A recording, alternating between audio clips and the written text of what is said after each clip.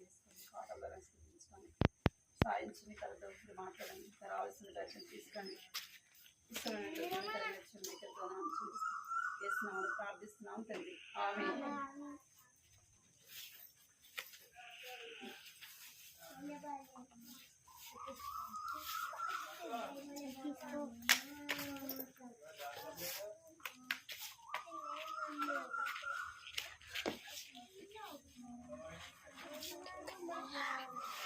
లేచి నిలబడుకోండి, పిల్లలు లేచి నిలబడండి.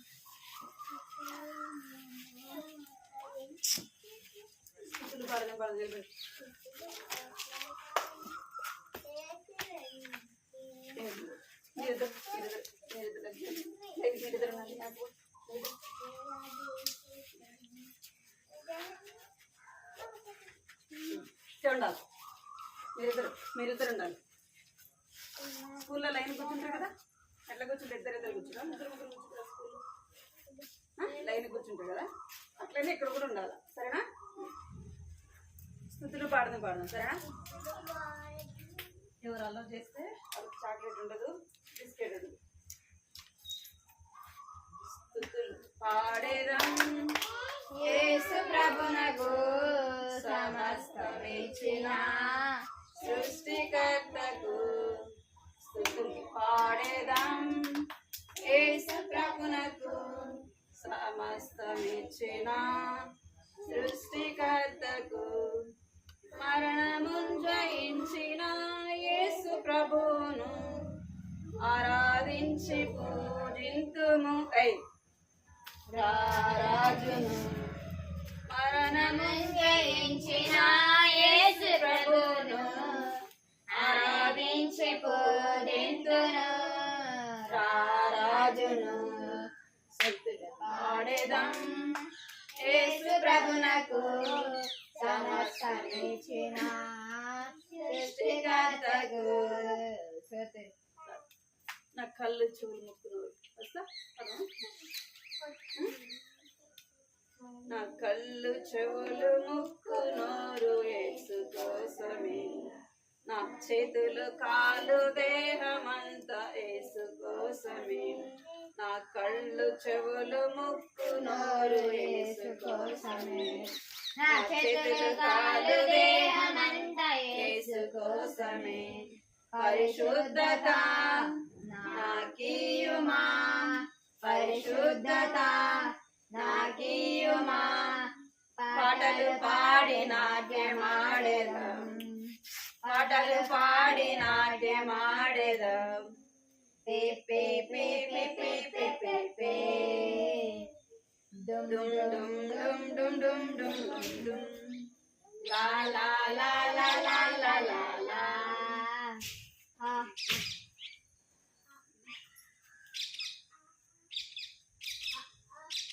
ఎవరైనా వాళ్ళ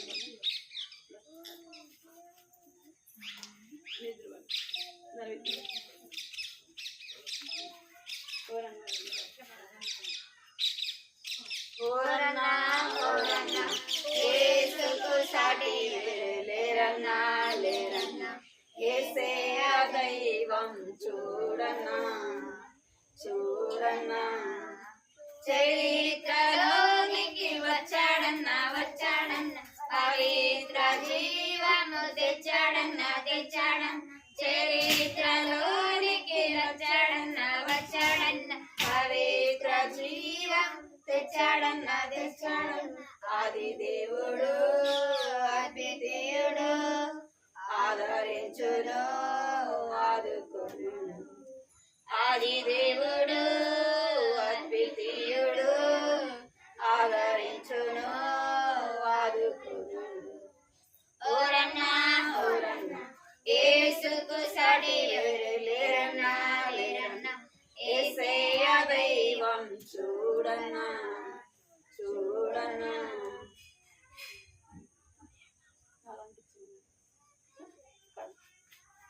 నాలాంటి చిన్నలంటే యేసయ్యకి ఇష్టం, నాలాంటి వారిదే పరలోక రాజ్యం.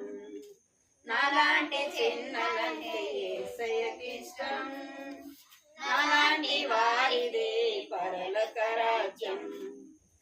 అలాంటి చిన్న పిల్లల వెంటయ్యా ఎత్తుకొని ముద్దాడి ముచ్చటించి దీవించును. అలాంటి చిన్న వారిని యేసయ్యా ఎత్తుకొని ముద్దాడి ముచ్చటించి దీవించును. నాలాంటి చిన్నలంటే యేసయ్యకి ఇష్టం, నాలాంటి వారిదే పరలోక రాజ్యం. మనసు మారే చిన్న పిల్లల వంటి వారైతేనే పరలోక రాజ్యమని యేసు చెప్పెను. మనసు మారి చిన్న పిల్లల వంటి వారమైతేనే పరలోక రాజ్యమని యేసు చెప్పెను. నాలాంటి చిన్నలంటే యేసయ్యకి ఇష్టం, నాలాంటి వారిదే పరలోక రాజ్యం, పరలోక రాజ్యం.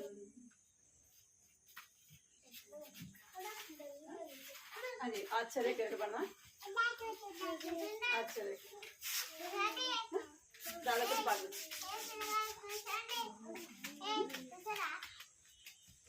కూర్చో.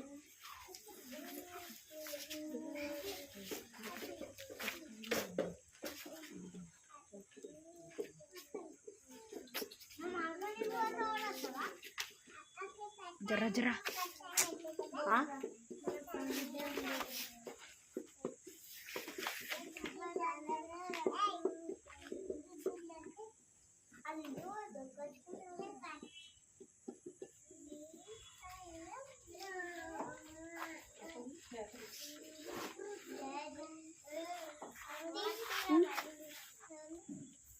ఏమైందిరా?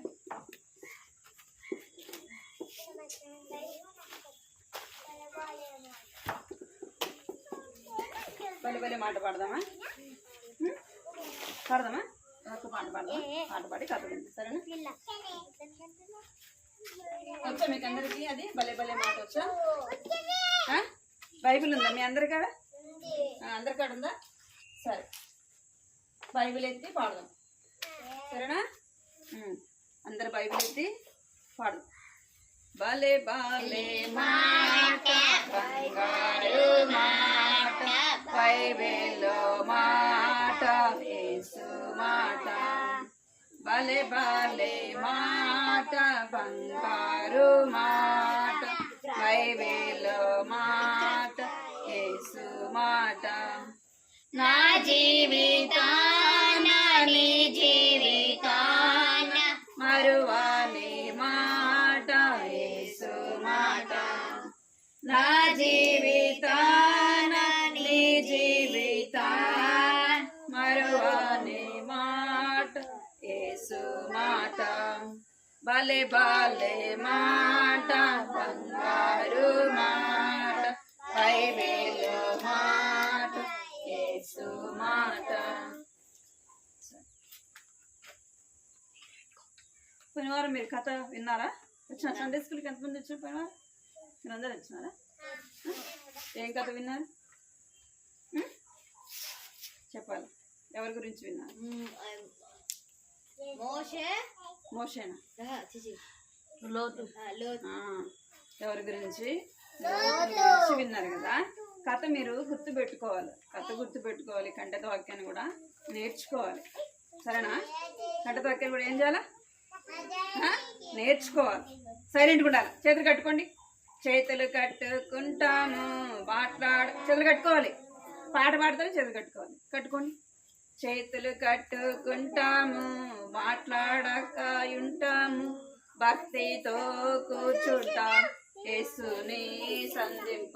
జరగండి,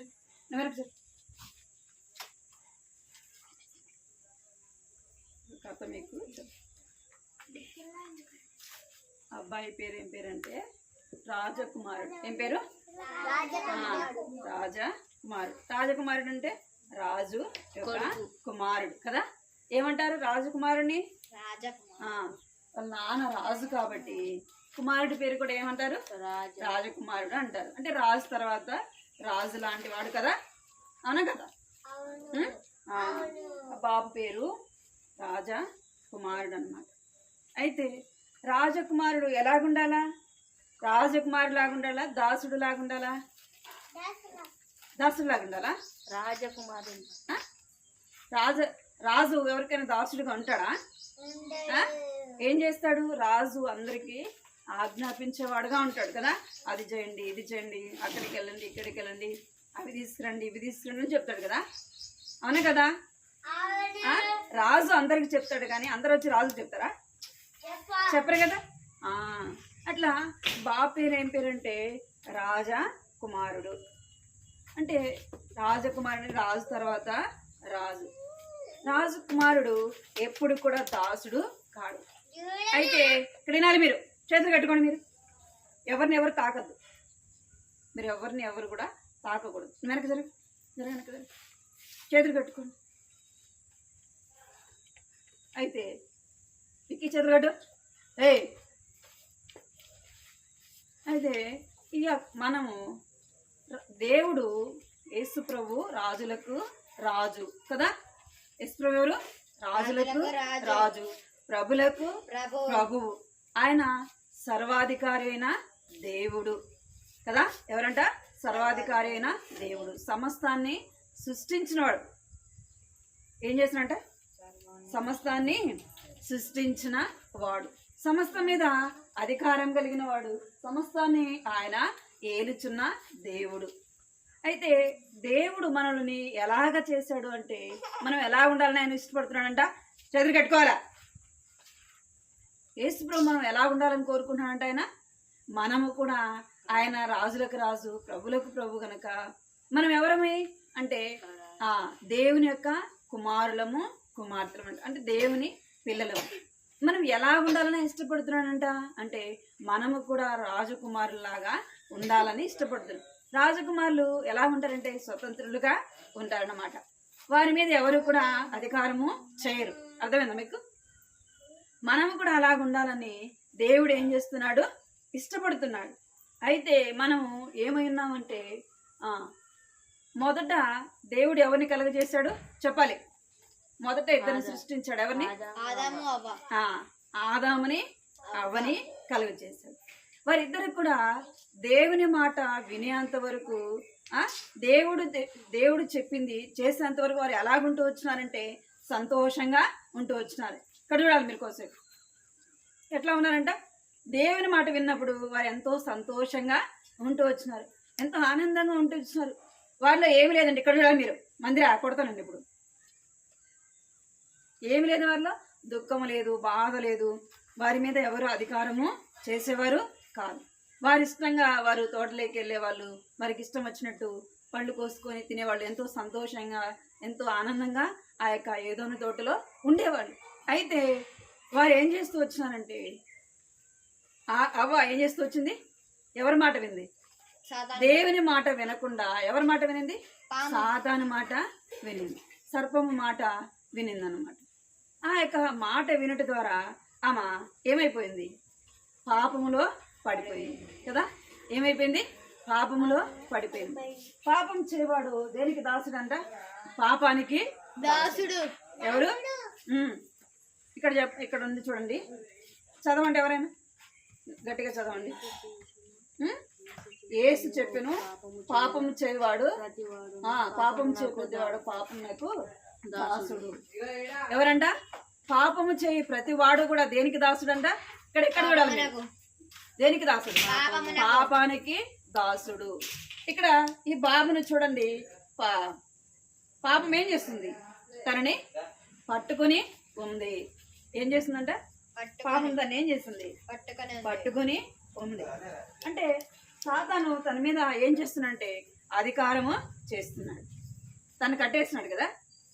అవునా లేదా? పాపం చేయవాడు దేనికంటే పాపానికి దాసుడు. ఇప్పుడు బాబు పేరు ఏం పేరు? రాజా కుమారుడు అనమాట. అయితే ఈ బాబుని ఏం చేస్తుంది అంటే పాపము పట్టుకుంది. పాపం ఏం చేసిందంటే తనను కట్టేసింది. ఇప్పుడు ఎవరికి దాసుడు? సాతాను. ఎవరికి దాసుడు? పాపానికి దాసుడు. మనం ఎవరికి దాసులముగా ఉండాలి? దేవునికి. దేవునికి దాసులముగా ఉండాలి. అయితే ఇక్కడ దేనికి దాసులుగా ఉంటే పాపానికి దాసుడిగా ఉంటున్నాడు. పాపానికి దాసుడిగా ఉంటున్నాడు. ఎందుకు అంటే దేవుడు చెప్పింది చేయకపోవడాన్ని బట్టి మనం ఎవరికి దాసులమంట? పాపానికి దాసులము. మన పాపానికి దాసులుగా ఉండట ఎవరికి ఇష్టం లేదు? చెప్పాలి, ఎవరికి ఇష్టం లేదు? దేవునికి ఇష్టము లేదు. మన బైబిల్ ఏం చెప్తుందంటే అందరూ కూడా పాపము చేసిన వారని చెప్తుంది. బైబిల్ ఏం చెప్తుంది? అందరూ దేనికి దాసులంట? పాపానికి దాసులు. నీతిమంతుడు లేడు, ఒక్కడు కూడా లేడు. ఎవరు లేరు? నీతిమంతుడు లేడు, ఒక్కడు కూడా లేడు. అంటే అందరూ కూడా ఏమై ఉన్నారంట? పాపానికి దాసులుగా ఉన్నారు. పాపం మనల్ని ఏలుతా ఉంటది. పాపం ఏం చేస్తుందంటే మనం ఎక్కడికి వెళ్ళినా మనతో పాటు ఎవరు వస్తారు చెప్పండి? పాపము మనతో పాటే ఉంటుంది. పాపం మనతో పాటే వస్తుంది. సాతాను అంటే మనతో పాటు ఉంటాడు. మనల్ని ఏం చేస్తుంటాడంటే తను బానిసగా, మనం తన బానిసలో గనక మనల్ని ఏం చేస్తుందంటే తన అధికారం మన మీద చేస్తూ ఉంటుంది. మనల్ని ఏం చేస్తుంటుంది? పాపము మనల్ని ఏం చేస్తుందో చెప్పండి? మంచి పనులు చేపిస్తుందా? పాపం మనలో ఉంటే చేపిస్తుందా? మంచి పనులు చేపిస్తుందా? సాతాను ఎప్పుడు కూడా మనల్ని మంచి పనులు చేయవనీయుడు. మనం చేయాలని కూడా తను ఏం చేయనీయుడు, చేయనీయుడు. ఏం చేస్తాడంటే చిన్న వయసు నుంచే మనకు అన్ని చెడే నేర్పిస్తాడు. సాతాను ఏం నేర్పిస్తాడు? చెడే నేర్పిస్తాడు. ఏం నేర్పిస్తాడు అంటే దొంగతనము నేర్పిస్తాడు. ఏం నేర్పిస్తాడు? దొంగతనము నేర్పిస్తాడు. అక్కడ ఉంటాయి బిస్కెట్లు ఉంటాయి, మనం ఏం చేస్తాం? అడగకుండానే తీసుకొని తింటాం. చాక్లెట్ ఉందనుకోండి, అటు ఇటు చూస్తాం, ఎవరు లేకపోతే ఏం చేస్తాం? ఆ చాక్లెట్ తీసుకొని తింటాం. అది పాపమా కదా? పాపం కదా. అట్లా అంటే సాతాను మనల్ని అలాగా ప్రేరేపిస్తూ ఉంటుంది. అది మన వస్తువు కాకపోయినా మనం ఏం చేస్తామంటే ఆ వస్తువుని తీసుకొని వెళ్ళిపోతాం. చిన్నపిల్లలు ఏం చేస్తారు చెప్పండి? అడేమన్నా ఆడుకున్నట్టున్నాయి అనుకోండి, చెప్పకుండానే తీసుకెళ్ళిపోతారు. అంటే అదేందది? పాపము. పాపము చేయవాడు దేనికి దాసుడు? పాపానికి దాసుడు. పాపానికి మనం ఎట్లా ఉన్నామంట? దాసులముగా ఉన్నాము. ఇక్కడ ఈ బాబు దేనికి దాసుడిగా ఉన్నాడంటే పాపానికి దాసుడిగా ఉన్నాడు. ఇక్కడ చూడండి, ఇక్కడ చదవండి పైన, చదవండి. దేవుని దృష్టి యందు మనకు నీతి క్రియలైనట్టు మరియు ఉన్నవి. మనము పరిశుద్ధత లేకుండా దేవుణ్ణి చూడలేము. ఏం చేయలేము? ఏం చేయలేము చెప్పండి? పరిశుద్ధత లేకుండా దేవుని మనము చూడలేము. ఇక్కడ పాపం మనల్ని ఏం చేస్తుందంటే మనల్ని పట్టుకొని ఉంటుంది. మనం ఏమనుకుంటామంటే నేను వాడంతా పాపిని కాదు దా, మనం ఏమనుకుంటాం? వాడు చేసినంత పాపం నేను చేయలేదులే, నేను మంచోడిని. ఇక్కడ చూడాలా, ఏమనుకుంటాం మనం? నేను మంచోడిని కదా. ఏమంటాం మనం? నేను మంచోడిని, నేనేం తప్పు చేయలేదు అంటామా? ఎందుకు చేసినారంటే ఏమంటాం? ఆంటీ నేను వాడు చేసినంత వాడు చేసినట్టు నేను చేయలేదు ఆంటీ అంటారా మీరు? అంటే ఇక్కడ బైబిల్ చెప్తుంది మనం చేసేది చిన్నదైనా పెద్దదైనా ఏంది? పాపము. ఇంకా మనం ఏం చేస్తామంటే పాపం చేసి ఎన్నో మంచి కార్యాలు చేసి ఏం చేయాలనుకుంటాం? పాపాన్ని పోగొట్టుకోవాలనుకుంటాం. ఇక్కడ చూడాలి, పాపం చేసిన వాళ్ళు ఏమనుకుంటారంటే పాపాన్ని పోగొట్టుకోవడానికి ఎన్నో చేయాలని చూస్తారు. గుళ్ళకి వెళ్తారు. హిందువులు అయితే ఏం చేస్తారు? ఎన్నో మంచి కార్యాలు చేయాలా కదా. పుణ్యం రావాలంటే ఏం కావాలంట?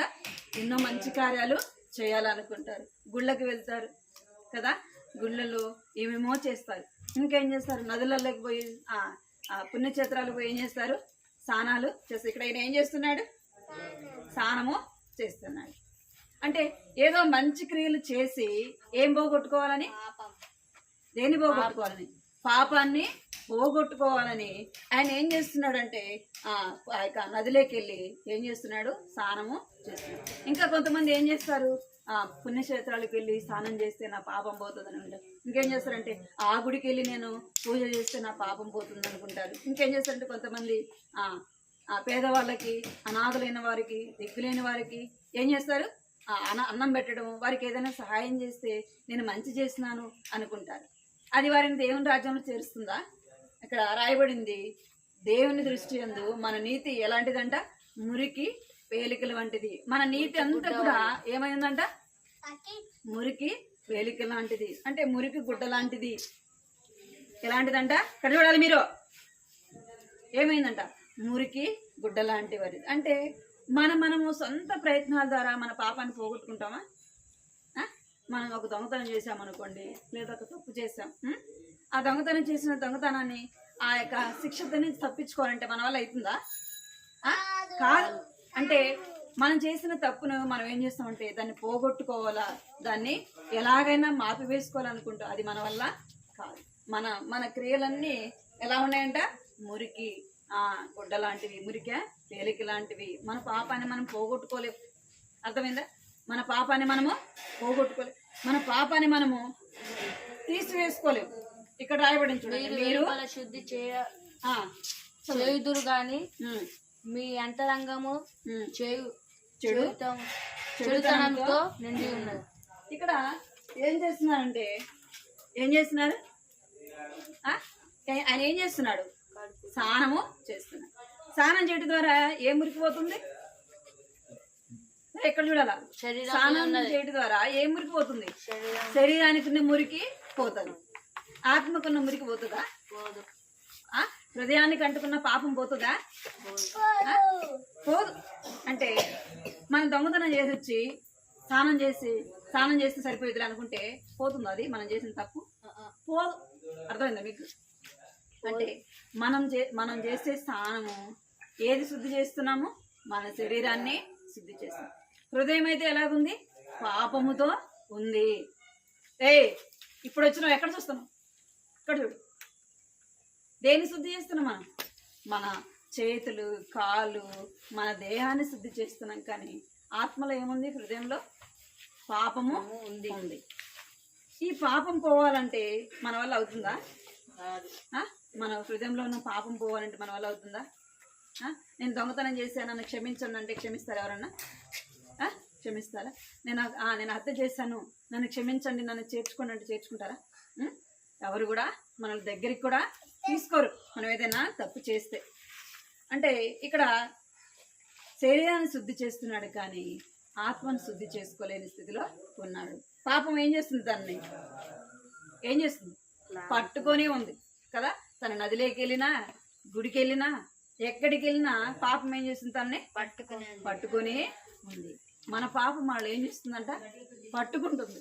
మనం ఎక్కడికి వెళ్ళినా, మనం ఏడున్నా కూడా పాపము మన వెనకాలే ఉంటుంది.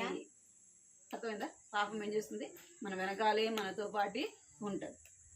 అయితే మనం ఏం చేస్తున్నామంటే ఆత్మను శుద్ధి చేసుకోలేకపోతున్నాం. దేన్ని శుద్ధి చేసుకుంటున్నామంట? శరీరాన్ని శుద్ధి చేసుకుంటున్నాం. శరీరాన్ని పవిత్రపరచుకుంటున్నాం కానీ వాసన రాకుండా కదా. చెమట వాసన వచ్చి స్నానం చేస్తే ఏమైంది? చెమట వాసన పోయింది కదా. అయితే ఆత్మకున్న దుర్వాసన పోవాలంటే మనం చేసే పాపము రోజుకొకటైనా రోజు చేస్తూ ఉంటే ఇప్పుడు మీ వయసు ఎంత ఉందో పాపాలు కూడా అన్నీ ఉంటాయి కదా. రోజుకొకటి చేసిన, రోజు ఒక అబద్ధం చెప్పినాను అనుకోండి, చిన్న దొంగతనం చేసిన, అవి రోజుకి ఏమైపోతాయి? గుట్టలాగా అయిపోతాయి. మన హృదయం ఏమైపోతుందంటే రోజుకి పాపముతో నింపబడుతుంది. మన హృదయం కూడా ఏమైపోతుంది? పాపముతో పాడైపోతుంది. దేంతో పాడైపోతుందంట? పాపముతో మన హృదయము పాడైపోతుంది. అందుకే బైబిల్లో చెప్పబడుతుంది. ఏమని చెప్పబడుతుంది? హృదయము అన్నిటికంటే మోసకరమైనది. ఏదంట? చెప్పాలి. హృదయము అన్నిటికంటే చెప్పాలి. హృదయము అన్నిటికంటే మోసకరమైనది, అది ఘోరమైన వ్యాధి కలది.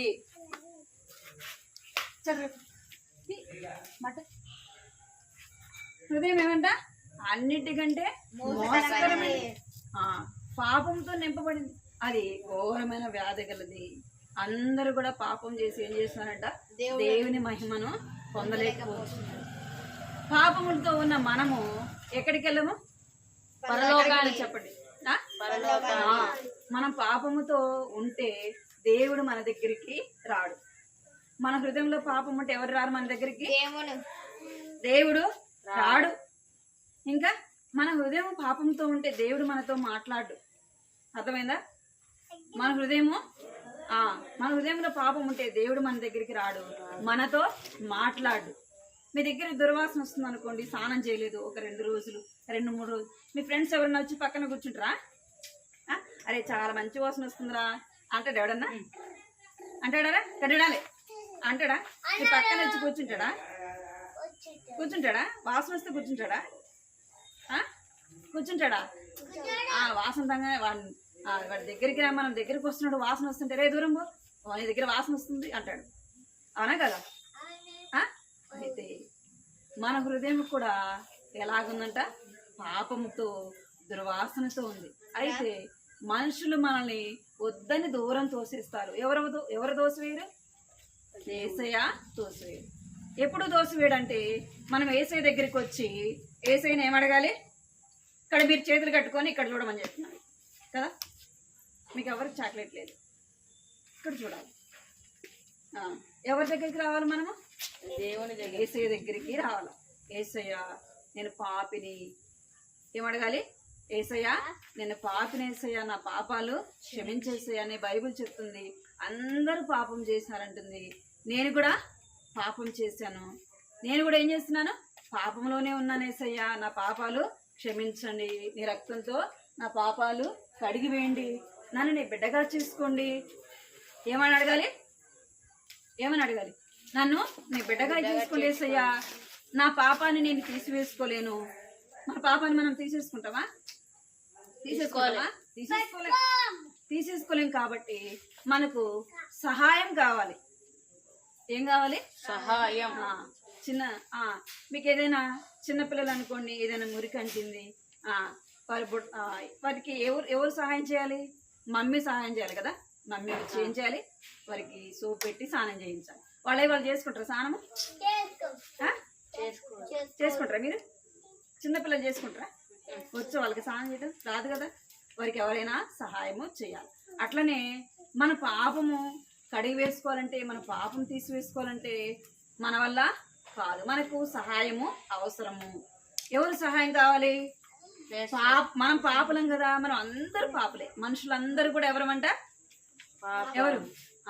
ఆదాము అవ్వలు దేవుని మాట మీరి వారు ఏం చేశారు? పాపం చేశారు. వారి సంతానమైన మనము కూడా ఏం చేస్తున్నామంట? పాపము చేశాం. మనం అందరం కూడా పాపలమే. మన పాపాలు పోవాలంటే, మన పాపం కడిగి వేయాలంటే, మన పాపం తీసివేయాలంటే ఎవరు కావాలి? పరిశుద్ధుడైన దేవుడు కావాలి. ఎవరు కావాలా? పాపం లేని వ్యక్తి కావాలి. ఎవరు కావాలా? పాపం లేని వ్యక్తి కావాలి. పాపం లేని వ్యక్తి ఎవరు? అందరూ కూడా పాపం చేశారు. మరి పాపం లేని వాళ్ళు ఎవరు అంటే యేసు ప్రభు ఒక్కడే. యేసు ప్రభు ఒక్కడే. ఆయన ఒక్కడే పరిశుద్ధుడు, ఆయన ఒక్కడే నీతిమంతుడు, ఆయన ఒక్కడే పాపము లేనివాడు, ఆయన ఒక్కడే మన పాపములు తీసివేసే దేవుడు. అందుకే ఎవరి సహాయం కావాలి మనకు? యేసు ప్రభు యొక్క సహాయము కావాలి. యేసయ్య నన్ను పాపి, నా పాపాలు క్షమించండి, నీ రక్తంతో నన్ను కడగండి, నన్ను నీ బిడ్డగా చేసుకోండి యేసయ్య అని అడగాలి. అప్పుడు యేసయ్య ఏం చేస్తాడంటే ఆయన రక్తంతో నీ ప్రతి పాపాన్ని కడుగుతాడు. నువ్వు చేసిన అబద్ధాలు, చిన్న చిన్న తప్పులు, చిన్న చిన్న మోసము, ఇవన్నీ కూడా ఎవరు తీసేస్తారు? యేసయ్య తీసివేస్తాడు. అడుగుతారు యేసయ్యని? అడుగుతారు యేసయ్యని? మీరు అందరూ మోకరించి యేసయ్యని అడగాలి. యేసయ్య పాపం తీసివేసుకోవటం నా వల్ల కాదు, నీవే నాకు సహాయం చేయి, నన్ను నీ బిడ్డగా చేసుకో యేసయ్య అని అడగాలి. మన పాపములు కడుక్కోకపోతే, పాపంతో మనం ఈ లోకాన్ని విడిచిపెడితే మనం ఎక్కడికి వెళ్ళము? దేవుని రాజ్యానికి వెళ్ళలేము. ఎక్కడికి వెళ్ళలేమంట? దేవుని రాజ్యానికి వెళ్ళలేము. దేవుని రాజ్యంలో పాపానికి చోటు లేదు. దేనికి చోటు లేదంట? పాపానికి చోటు లేదు. నేను చిన్న ఒక్క అబద్ధమే కదా చెప్పినాను, అంటే ఆ చిన్న అబద్ధమైన, చిన్న ఒక్క తప్పైనా నువ్వు ఎక్కడికి వెళ్ళలేవు? దేవుని రాజ్యంలోకి వెళ్ళలేవు. అర్థమైందా మీకు? దేవుని రాజ్యంలోకి వెళ్ళలేవు. కనుకనే ఈ సమయంలో యేసయ్య నేను పాపిని, నా పాపాలు క్షమించండి, రక్తంతో నన్ను కడగండి, మీ బిడ్డగా చేసుకోండి యేసయ్య, ఈ రోజు నుంచి నేను నీ బిడ్డగా ఉండడానికి నాకు సహాయం చేయండి అని అడగాలి. మోకరించండి. కంటతో వాక్యం పడుతున్నాను.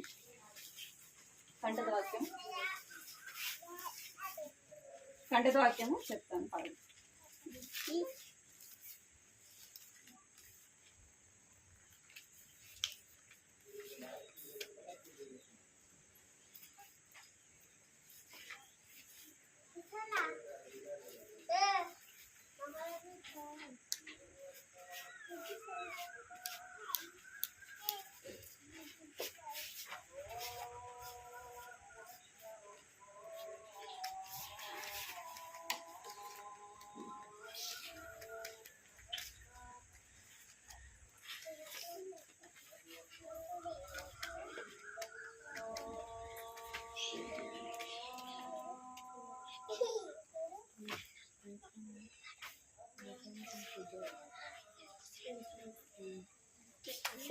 పలకండి, కంటి వాక్యం పలకండి. ఏయ్ పలకాలి.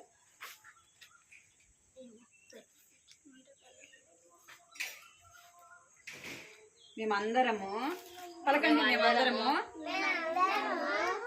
అపవిత్రుల వంటి వారమైతిమి. అపవిత్రుల వంటి వారమైతిమి. మా నీతి క్రియలన్నీ మురికి గుడ్డ వలె ఆయను. మేమందరము అపవిత్రుల వంటి వారమైతిమి. మా నీతి క్రియలన్నీ మురికి గుడ్డల వలె ఆయను. యెషయా 64 అధ్యాయము 6వ వచనము. యెషయా 64 అధ్యాయము 6వ వచనము. మోకరించండి, ప్రార్థన చేసి మోకరించండి. వెనక్కి జరి.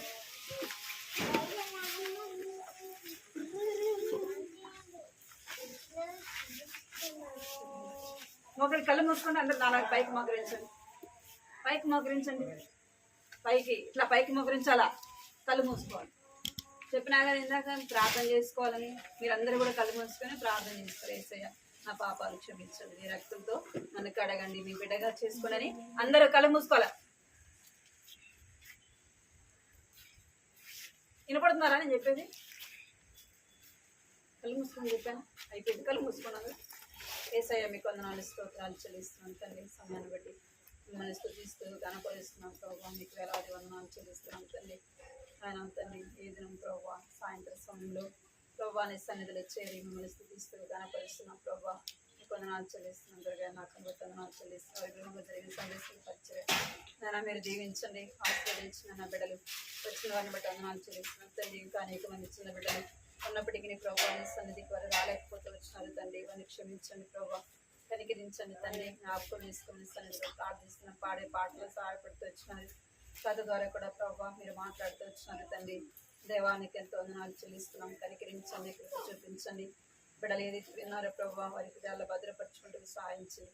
ఆ మాటలు తండ్రి వారి హృదయంలో మీరేనైనా భద్రపరచమని సన్నిధిలో ప్రార్థిస్తున్న వారి తొట్టిల్లకుండా వారిని కాపాడండి ప్రభావ. వారిని భద్రపరచండి తండ్రి. వారిని రక్షించండి ప్రభావ. కృపలో వారిని జ్ఞాపకం చేసుకోండి సన్నిధిలో ప్రార్థిస్తున్నాను తండ్రి. సహాయించండి. వచ్చిన బిడ్డలందరినీ బట్టి వందనాలు చెల్లిస్తున్నాను. కట్టిన వాక్యాన్ని కూడా నేను యెషయా గ్రంథం 64వ అధ్యాయం ప్రభా నా తండ్రి 6వ వచనంలో రాయబడినట్లుగా ప్రభావ మనం అందరం అపవిత్రమైన వంటి వారం అయితే మన నీతి అంతయు మురికే బిడ్డ లాంటి వాటిని అనుసరిస్తూ వచ్చినారు ప్రభావ. నీకు ఎంతో వందనాలు చెల్లిస్తున్నాం. బిడ్డలు దీవించండి, ఆశీర్వదించండి. దేవుని దయలోను మనుషుల దయలో ప్రభావ వద్దరటకు సహాయించండి. వారి చదువులో సహాయించండి, జ్ఞానం ధరించండి, మంచి ఆరోగ్యంతో నింపండి. తల్లిదండ్రులు వీరి కుటుంబాలు మీరు దీవించండి, ఆశీర్వదించండి. నేను మిగిలిన సమయాన్ని దీవెనకరంగా చేయండి. వందనాలు చెల్లించుకుంటూ యేసు నామములో స్తుతించి ప్రార్థించి అడిగి వేడుకున్నాను తండ్రి. ఆమేన్.